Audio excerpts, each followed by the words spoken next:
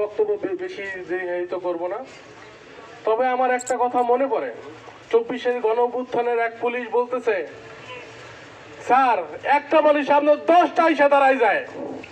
তো তোমরা মনে রাখো আওয়ামী লীগ, তোমরা আমাদের একটা হাতে বাইরে মারছো, আমরা লাখো হাতে বাইরে দাঁড়াই যাবো তোমাদের সামনে, তোমরা গুলি করে কয়জনে মারবা? ঠিক।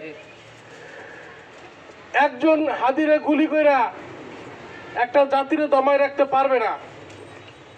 এ জাতি বিপ্লবী জাতি, যতবারই কালো হাত এই জাতিকে দাবায় রাখতে চাইছে, ততবারই এই জাতিতে নতুন করে বিপ্লব করছে।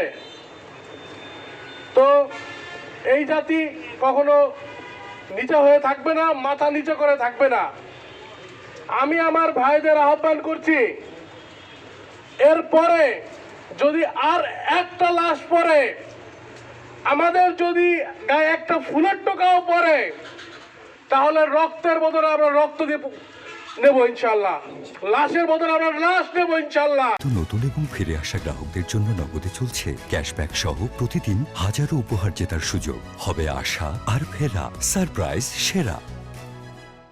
আমরা প্রায় 2,500 লোক আমাদেরকে মারছেন, তারপরে তো আমাদের দমাতে পারার নাই, আমাদেরকে দমাতে পারার নাই। 17 বছর অত্যাচার করিয়া এখন যদি মনে করেন যে এই হাতিকে একটা গুলি করছে, হাতি মারা গেছে মানে আমরা দমে যাবো, আপনারা ভুল জায়গায় আছেন।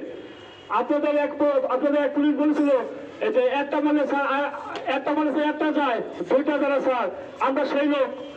এখন আপনারা যে আমলি ফ্যাসিলিটি আছেন, আপনাদের মনে করেন এইভাবে আমাদের ভাইদেরকে হত্যা করে আমাদেরকে তুলে রাখবেন, আপনারা ভুল জায়গায় আছেন।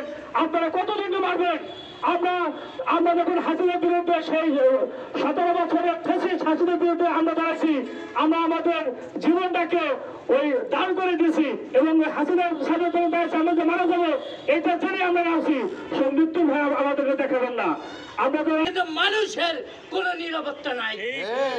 আমাদের নিরাপত্তা যদি এরকম হয়ে থাকে, আমরা আল্লাহ সুবহানাহু ওয়া তাআলার কাছে বলবো, হে আল্লাহ তুমি আমাদের নিরাপত্তা দিও।